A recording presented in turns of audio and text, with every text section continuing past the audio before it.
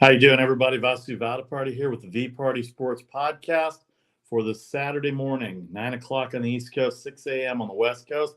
Lots of football to talk about. The NFL goes on Saturday today with the Christmas holiday. Merry Christmas to you and yours. Hope you have a fun weekend, fun-filled sports weekend, and Santa's been good to you. No coal in your stockings for your football team or your NBA team or whatever sports team you have, or your sports action for that matter. So Merry Christmas to everybody. Thank you all for the year of support in 2022. It's been phenomenal. I'm Vasu Vaddiparty, as I said, the VPartySports Podcast. We're here every weekday with a daily post at 6 Eastern. The weekends, we'll do it early, a couple times a week for the podcast. Stay informed with us on Instagram, YouTube, Facebook, and Twitter as well, too. All right, let's get to it. A big weekend, as we said. The NFL Week 16 started last night, Thursday night, in the Meadowlands. The New York Jets, a 2-point favorite, 36.5. Jacksonville's been red hot. They come in, 4 field goals, a 1-yard touchdown run by Trevor Lawrence, a 19-3 win. They are now 7-8 in the AFC South. Can you believe that? 7-8 in the AFC South. They were started 1-6 this year. So you're talking about a 6-2 spot. Trevor Lawrence has been great. Doug Peterson's offense has been working. Their defense has been tackling. And the Jets did not have Mike White. They had Zach Wilson. He was not impressive at all, but that Jacksonville defense, very, very, very impressive. Jacksonville jumps up 1 spot. They're still behind New England.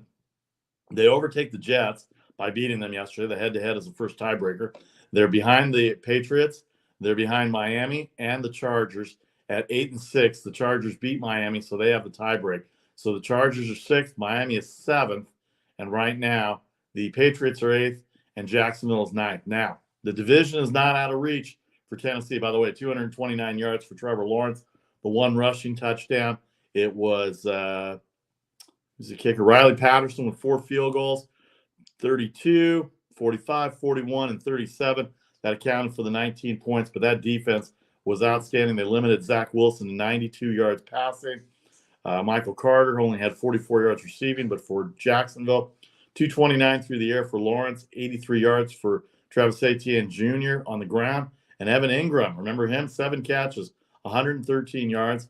They got the ball down the 1-yard line, and that's where Trevor Lawrence took it in, a 1-yard touchdown run to make it 10-3 at that point. And the Jets' offense never really threatened from there. So 19-3 the final. Jacksonville at 7-8. The Jets at 7-8. Jacksonville leapfrogs the Jets. They're behind the Patriots in the 8th spot, and then the 7th and 6th spot are held by Miami and the Chargers. Miami plays Sunday. They've got Green Bay on Christmas Day. But right now we're here to talk about Week 16. The Jacksonville Jaguars, we said the division is still reachable. The Titans are 7-7, so they're a game back in the loss column. They've got the Houston Texans this week. If the Tennessee Titans lose, first of all, it'll be a 5-game losing streak.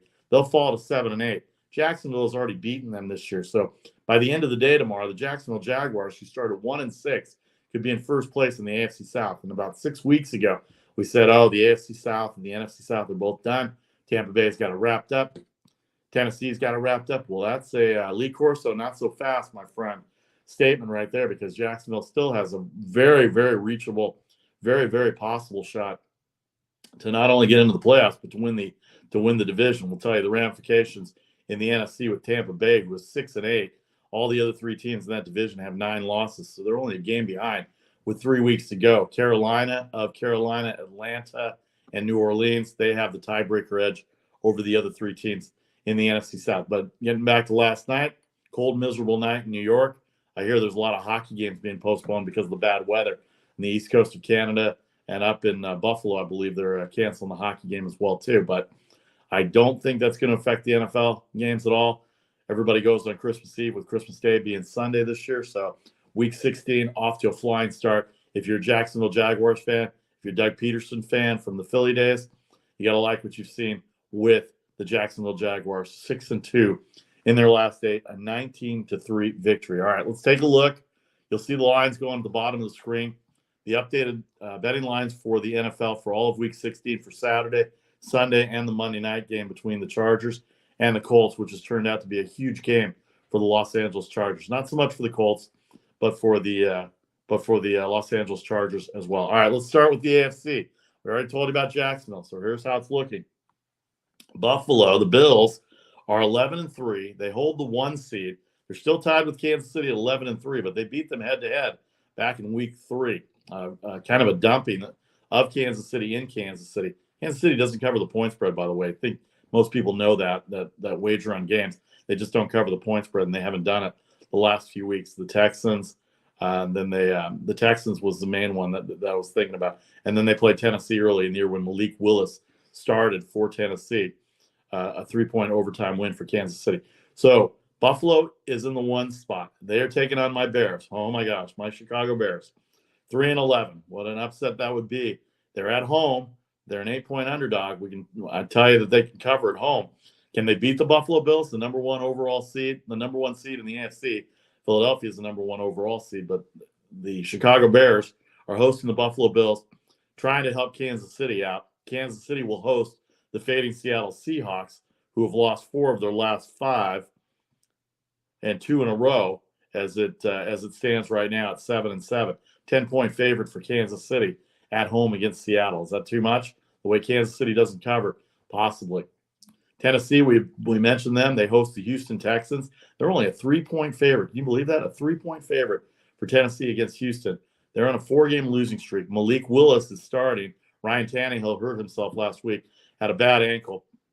So he's out, and Malik Willis going to start. Cincinnati and New England. Is there anybody hotter than the Cincinnati Bengals right now? They're on a 6-game winning streak. They are 10-4, a game better than Baltimore. They lose the head-to-head to Baltimore, so they have to win the division outright. They do play the Ravens again later in the year. The division record favors Baltimore. They're 3-1.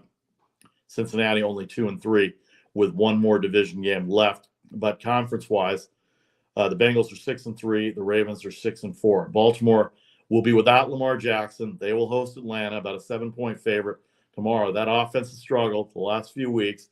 They have not played very well. They've given up a number of points. Their defense has played well. They've given up points. But the offense between Tyler Huntley and no running game right now has put a lot of pressure on the defense, and it's hurt them a little bit. So they had the win against Pittsburgh 2 weeks ago, and then they lost last week with to the Cleveland Browns in Cleveland. That's not good. That's your rival right there. The Cleveland Browns beating up on the Baltimore Ravens. So you got to think that that's going to hurt them a little bit. They're 10-5. They're 9-5 now in the standings. 1 game back of Cincinnati. They have the tiebreaker. As we said, they're 4-2 at home, 3-1 in the division. So, but they're going to be without Lamar Jackson again. And with 2 weeks left in the regular season, you got to wonder what his status is going forward. And then on Sunday, Miami is in the 7th spot.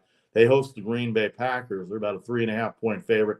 As you see on the ticker there, on the VPartySports Podcast ticker, you'll see all the NFL lines going by right now with all the updated point spreads and totals, including the Monday night game. But Miami is 8-6.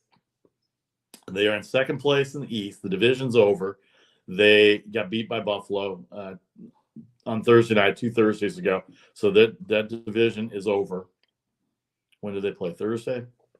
Last Thursday, a week ago Thursday. So 8 days ago, Buffalo beat them in 32-29 on a game-winning kick. So last Saturday they beat them. So 11-3 for Buffalo. Miami 8-6, 3 back. The division's going to be pretty much over with Miami right now. They do play Buffalo one more time. If they can beat them, then they've got that little of an outside shot to go from the number 2 spot in the division, the number 7 spot in the wild card, to a division winner in the AFC East. Doesn't look very promising. Green Bay Packers right now, they're 6-8. They got a big win against the Rams to keep any playoff hopes alive. Green Bay is division-wise, they're in 2nd. Vikings have captured that. They're 6-8. They're a game back of the Lions. The Seahawks, 2 back of Washington, who's in the 7th spot. The Commanders are there with that tie with the Giants. Giants, who beat Washington last Sunday night, 8-5-1, are in the 6th spot. Of course, Dallas running away with it. As far as wild cards go, they're 10-4. They're 3 back of the Eagles in the NFC East. But that's what's happening in the AFC right now. Let's move on to the NFC. Let's move on to the NFC now. The Jalen Hurts will be out for Philadelphia. So Dallas Cowboys, 4.5-point favorite. No Hurts. The Eagles have the best record of 13-1. They've almost won their division. All they got to do is win one more game for their division. They're 2 games ahead of Minnesota for the best record. But now Dallas has a chance to catch. Actually, they won't have a chance to catch Minnesota because they're in the same division as Philadelphia. But the San Francisco 49ers will have a chance to catch them as well, too. The Cowboys are 5th in the wild card. Giants are 6th. They go to Minnesota. The Vikings are 11-3. They're 7-1 at home. About a 4-point underdog are the Giants, who need this win. They will lose the tiebreakers to the – actually, they're tied in all the tiebreakers, 1-3-1 in the division, 4-5-1 in the division with Washington, who's their main competition right now. But both the Giants are 8-5-1. The Washington Commanders are 7-6-1 after they beat them last week. So the best thing to do is just keep winning, stay a game ahead of Washington, and you're going to stay ahead of the 7th spot in the wild card scenario. So the Giants will be at Minnesota. Washington, they're going to get Chase Young back. That pass rush can be fierce. Chase Young complements the entire pass rush. So they're going to get him back. Montez Sweat there. They're going to San Francisco. San Francisco red hot right now. They've won 5 in a row, 7 in a row. They're 10-4. The Vikings are 11-3. They're 6-3 in conference. 49ers are 8-2 in the conference. So if there's any way they can catch Minnesota and a win tomorrow against Washington goes a long way. They're rooting for the New York Giants, the team that the 49ers usually don't root for. But if somehow Minnesota and San Francisco end up tied, all of a sudden you're looking at a 2 seed, which means you get 2 home games in the playoffs. You're not going to get the 1 seed, and if you end up having to play them, then you go on the road. But to get 2 home games in the first 2 rounds of the playoffs is huge. And if San Francisco can win, they've got a good shot against Washington. Here's a funny thing about Washington. I heard Ron Rivera this week talk about his quarterbacks, Carson Wentz and Taylor Heineke. Now, we know Washington had a bad run, but Taylor Heineke is 6-2-1 as a starting quarterback. 6-2-1. They're 8-5. Carson Wentz was not the answer for the Washington Commanders, but yet they're talking about if they don't get the offense on track, then we may have to look at a quarterback change. What are you talking about, Ron? I love Ron Rivera, former Bear, 1985 champ. Riverboat Ron, the gambler, every 4th down he goes for it. Love him. But how can you say Taylor Heineke is not the best option for the Washington Commanders? They're in 7th place, I get it, in the wild card. But where they were to start the year with Carson Wentz at quarterback, 6-2-1. Ron Rivera, 6-2-1 for Taylor Heineke. Now, I'm a press guy out on the West Coast. Maybe I don't know anything that's going on internally. Maybe there's an injury they're not disclosing. Something's going on. But Carson Wentz was the starter. He hurt his thumb. Heineke came in, as he did a couple of years ago. He's led them to a 6-2-1 record. How many times do I have to say it? 6-2-1. So here's the scenario for the Washington Commanders in that 7th spot. They have, I'm trying to see if they played Seattle. I believe they did. I want to say they did. They did not play at Seattle. The Giants played Seattle. They lost to them. The other teams involved in the race, Green Bay, they beat Green Bay this year, so that's a no factor for them. Detroit, they have not played Detroit. They have not played Seattle, I believe. Let's make sure, double check here. No Detroit and no Seattle. Any games coming up? No, they're not going to. They got the 49ers, they got the Cleveland Browns, and they got the Dallas Cowboys in the final week of the season. So neither of those 2 teams. So they're going to have to rely on those 2 teams either losing or hoping that the Giants lose and they can overtake the Giants and have the tiebreaker edge on them. That's where they're at right now in the 7th spot. San Francisco set 7-game winning streak. They were 3-4. Now Brock Purdy has come in and led them the last 3 games, 2.5 games. The defense has been outstanding. We know that. They've got a lot of Pro Bowlers on this team. They're hosting the Washington Commanders, looking to go 11-4. Not that far out from the Minnesota Vikings for a 2 seed. Don't think they'll catch Philadelphia, but you never know the way this team's playing. That's a Super Bowl defense right now. Seattle and Detroit behind the Lions. The Lions will visit Carolina. Again, a road favorite for the Detroit Lions. How about that? Who in Detroit? Raise your hand. I see you all watching me right now. Raise your hand and tell me if you thought the Detroit Lions were going to fight out for a playoff spot.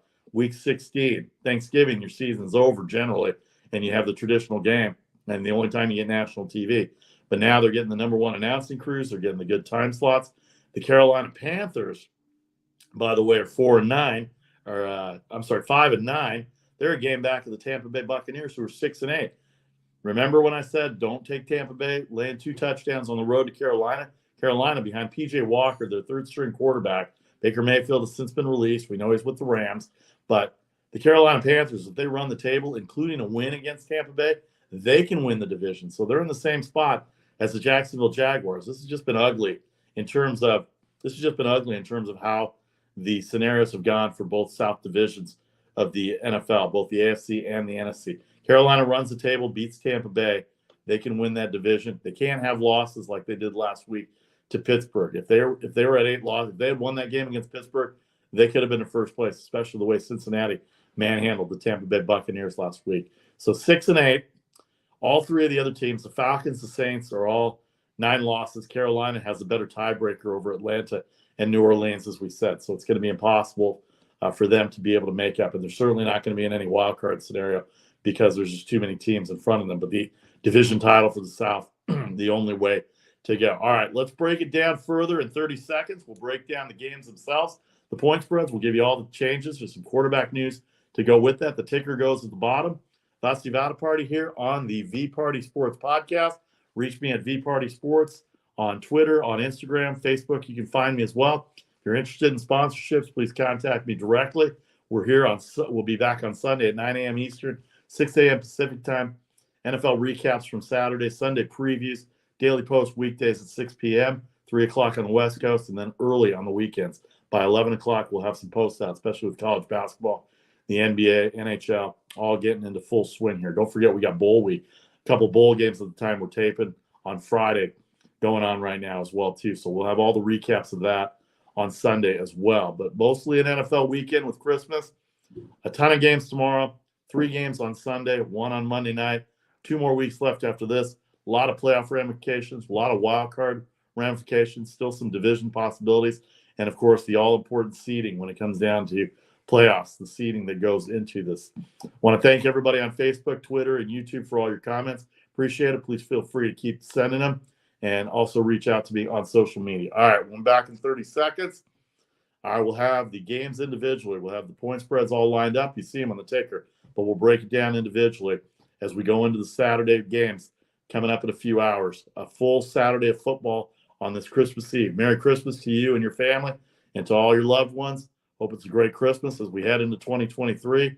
Looking forward to better things in 2023 for you as well as for us here at the VPartySports Podcast. See you in 30 seconds with a recap, with a preview of Saturday football and the rest of the weekend.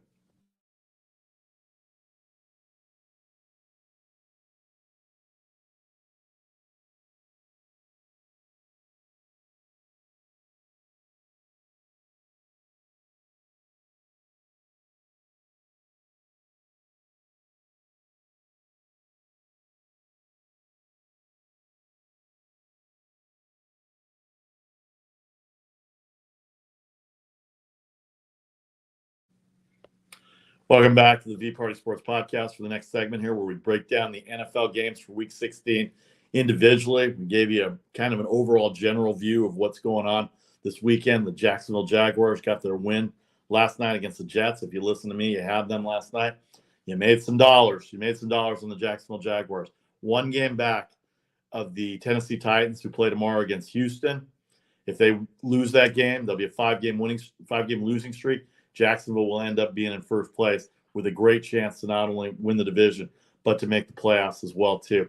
So that's what's going on. The Jets now fall behind Jacksonville in the head-to-head tiebreaker, and they're back behind the Patriots, 2 games back of the Patriots and the Miami Dolphins, as well as the Jets are 7-7. So they're a game back of the Patriots, 2 back of the Dolphins in terms of wild card standings. The Chargers also at 8-6. They're in the 6th spot in the wild card. So the Jacksonville Jaguars, 4 field goals from Riley Patterson, 1-yard touchdown run from Trevor Lawrence, 19-3, the final score. All right, let's hit like a little college football here just for a second before we get to Saturday games. Tomorrow night, Saturday night, the Hawaii Bowl. San Diego State out of the Mountain West, 7-point favorite over Middle Tennessee State, 47.5. Look for the Daily Post to talk more about that. But San Diego State, outstanding defense, outstanding special teams.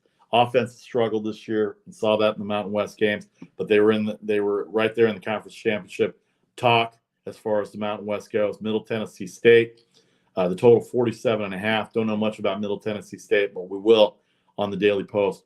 the BCS semifinals a week from today. Number 1, Georgia, a 7-point favorite over number 4, Ohio State. That's the Peach Bowl. That's in Atlanta, Georgia. 62.5 the total. That's the primetime game, 1 versus 4. ESPN will carry both the games. The number 2 Michigan Wolverines are 7.5 versus TCU. At number 3, 58.5 the total. That's the Fiesta Bowl in Glendale, Arizona. That'll be there at 4:30 Eastern, 1:30 Pacific from Glendale. And then 8:15 on the East, 5:15 on the West for Georgia, Ohio State. The 2 winners will meet on Monday, January 9th at SoFi Stadium in Inglewood, California. SoFi Stadium, I'm sure you know, the home of the Rams, the LA Rams, and the LA Chargers. So that's where the winners will meet on that Monday. And it's going to be a good semifinal series. Don't be surprised about upsets. I know everybody's thinking Georgia and Michigan, but I wouldn't count out Ohio State, TCU, until the Big 12 championship against Kansas State had their way with the season. A lot of comeback wins, but Kansas State got to them, and this could be a tough matchup for Michigan with TCU. Max Duggan in the Heisman Trophy candidacy as well. No Blake Corum, but Donovan Edwards from Michigan has been great. C.J. Stroud, quarterback at Ohio State, has got a plethora of receivers. Marvin Harrison Jr.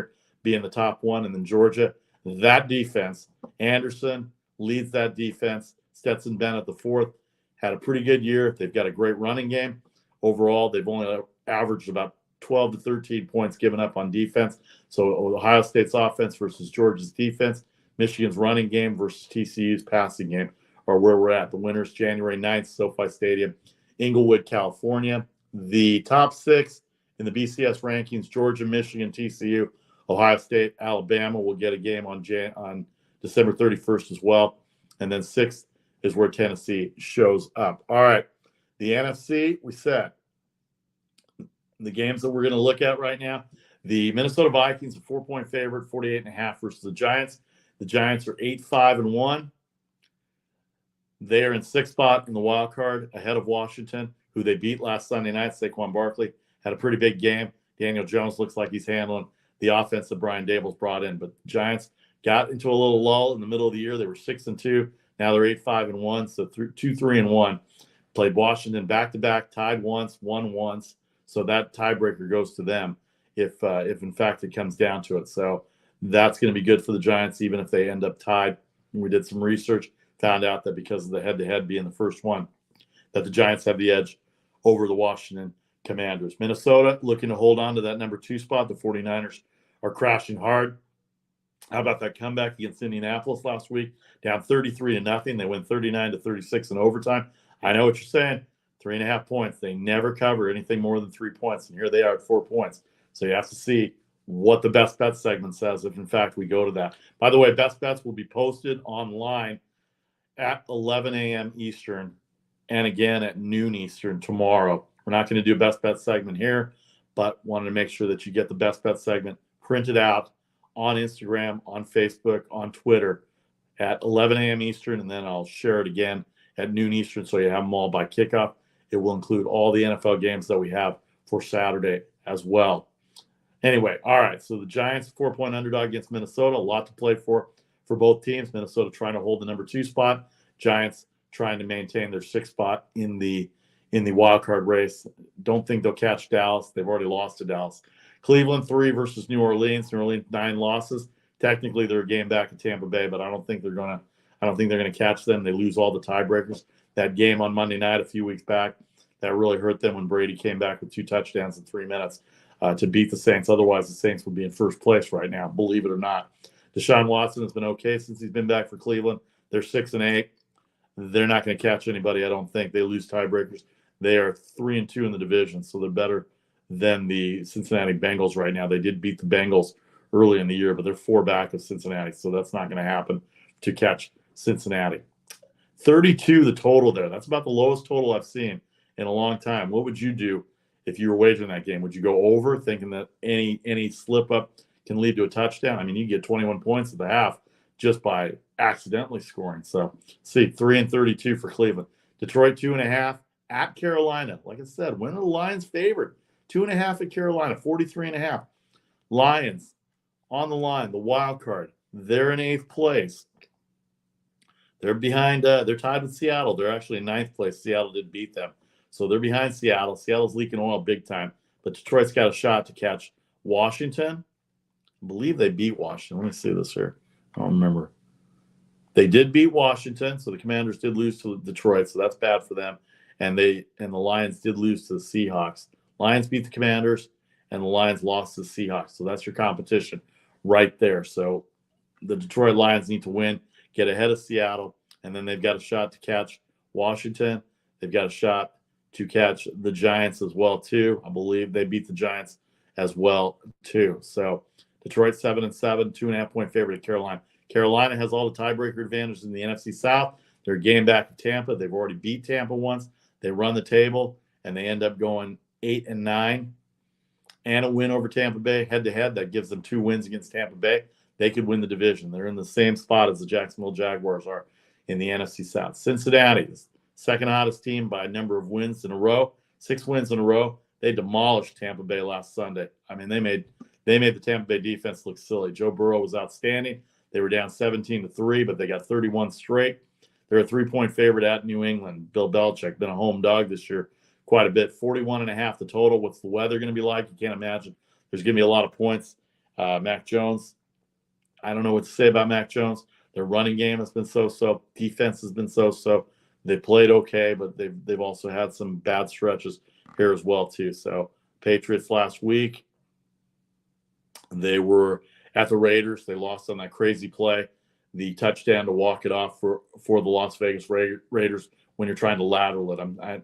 I still haven't heard the answer. Hey, there's a funny thing about that. So Bill Belichick in his press conference, he talks about how, we made mistakes. He never answered the question. He didn't look at the tape, whatever the case is. And so the joke has always been on to Cincinnati. Well, here's the funny part. They are playing Cincinnati. So it's on to Cincinnati indeed, Mr. Belichick. And now you need a win to keep your head above water in order to maintain the playoffs. Cincinnati 3, 41.5 at Buffalo. Boy, that's a tough one. New England's very tough at home. Cincinnati red hot right now. 6 in a row that they've won, and they demolished Tampa Bay last week. Buffalo, mentioned it earlier, an 8-point favorite at Chicago, 40.5. They're playing for the 1 seed. Bears are playing for the 1 seed as well, too, except it's called a draft pick in the NFL. 40.5. Justin Fields has been great. Montgomery has been really good. Defense has given up yards, so you just don't know how. That's going to work out for the Chicago Bears in terms of a red-hot Josh Allen coming in. They don't cover in one-score games. So if this is a one-score game, then obviously it's a one-score game, and that means Chicago will cover. But it's either going to be a blowout or Chicago's going to give them a really tough time.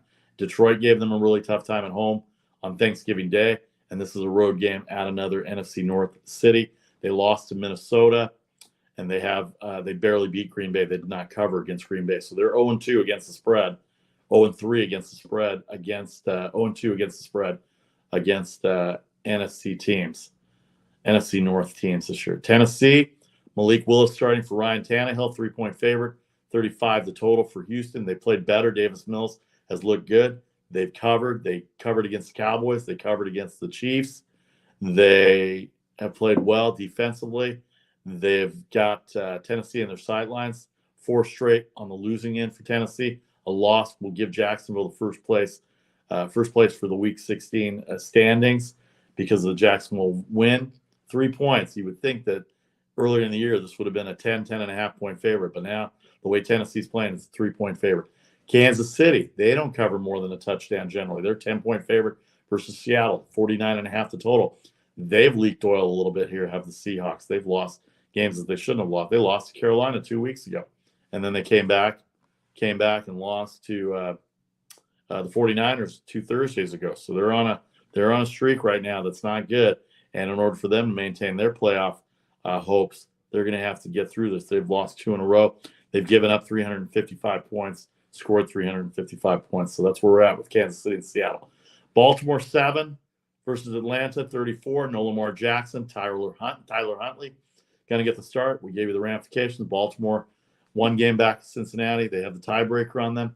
They need a win to maintain the AFC North. They don't want to fall too far down in the wildcard standings. You don't know when Lamar Jackson is going to come back. San Francisco 6.5 versus Washington, 37.5 the total.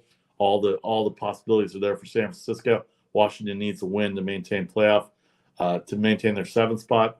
49ers trying to get to the 2 spot as well. All right, and finally, Saturday, Dallas 4.5 versus Philadelphia. Philadelphia, the best record in the NFC. They're not going to have Jalen Hurts. Gardner Minshew of Washington State, he's going to start. 4.5-point underdog, 47 the total. Philadelphia already beat Dallas this year. They covered in Philadelphia. That was with Hurts. And then the 50th anniversary of the catch is going to be celebrated Saturday night. The Pittsburgh Steelers are -2 versus Las Vegas, 38 the total. Sending out condolences to the family of Franco Harris, who passed away on Tuesday, 72 years old.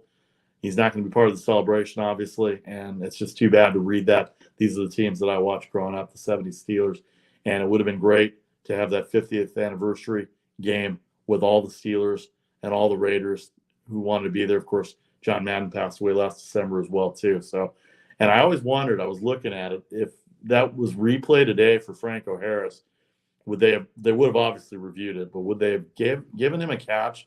Did the nose of the ball hit the ground? Did the side of the ball hit the ground? Because he caught it with his hands to the side. And usually you're taught now to catch it with your hands underneath the ball. So it'll be interesting, but sad Franco Harris won't be there.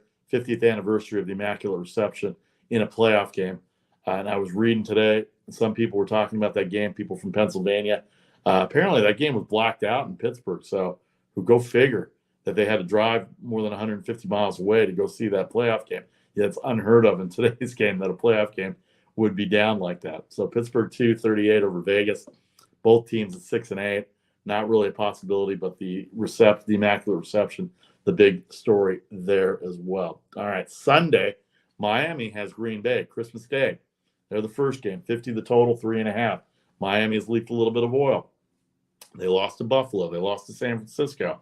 They lost to the Chargers. They are on a 3-game losing streak. They were 8-3. They were leading the division. They had the tiebreaker on Buffalo. Now they're in the 7th spot. Green Bay just came off their win versus the Rams. Miami's got to get it going. At home, they play really well at home. Miami 5-1 at home. This 3.5 points, it seems to be a fair number for the Green Bay Packers coming in on Saturday, who are 6-8 and not really a playoff possibility. Denver at 4-10 takes on the Rams at 4-10. Also, 2 4-10 teams. Denver a road favorite, 2.5 the spread. Not sure if Russell Wilson's going to play. 36.5 the total. I think probably he's playing. That's why the line is where it's at. Matthew Stafford out for the rest of the year, and Baker Mayfield is going to be the quarterback going forward. And here's one: the Tampa Bay Buccaneers. We know the Arizona Cardinals are a mess. Tampa Bay trying to maintain the division lead. Their 1-game lead over the other 3 teams, Carolina most notably, because they're the ones that they lost to. 40 the total. Kyler Murray out for the year. They're not even going with Colt McCoy. They're going with Shreveth, and I believe is the guy's name. I haven't even seen the depth chart for the Arizona Cardinals. But 7.5 points on the road. Doesn't mean Arizona can't win. Tampa Bay, we've seen what their circumstances have been. Double-digit road favorites, more than a touchdown on the road. They just haven't done the job. They haven't covered it. So 7.5 for Tampa Bay against Arizona. That's Sunday Night Football. And then Monday, a huge game for the Chargers. Now in the 6th spot. They're not going to catch Kansas City, but they are 8-6, and they're 4-3 on the road. They're going to Indy. What a mess Indianapolis is. 4-9-1. Matt Ryan not going to start. They're not going to go to Sam Erlinger. It's Nick Foles. Nick Foles, everybody. Nick Foles has been in the league for a long time. This is not testing out your young players. And I get you want to be competitive because of the integrity of the game. But the Chargers come in as a 4-point favorite, 45.5 for Justin Herbert.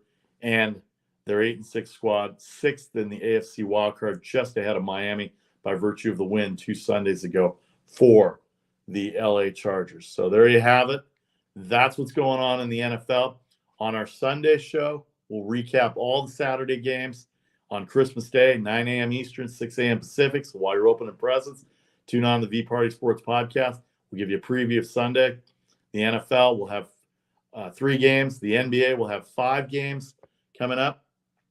5 games on Christmas Day. Philadelphia at New York. Lakers at Dallas. Milwaukee at Boston. Memphis at Golden State. No Steph Curry in that game. And then the nightcap will be Phoenix and Denver. All those games on ABC and ESPN starting at noon Eastern, 9 o'clock on the West Coast for the NBA. The NHL is off for 4 days. They'll be back after tonight. They'll be back on Monday. They've got a full slate of games tonight. Don't forget to check out full slate of games Friday night as we're taping. And then we'll get you the best bet segment at 11 o'clock and then again at 12 o'clock tomorrow morning and early afternoon in time for kickoff for the NFL. And then on Sunday, we'll recap. We'll recap the entire Saturday. We'll give you the full Sunday previews, a couple of college basketball games to talk about, and the NBA, of course, with the 5 games. That's what we've got on Sunday for Christmas Day. Have a great Christmas weekend. Enjoy Christmas Eve with your friends and family. The VParty Sports Podcast.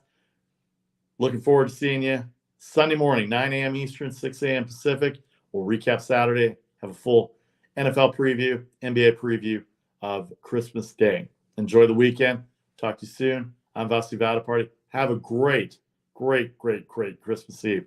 Talk to you soon. Take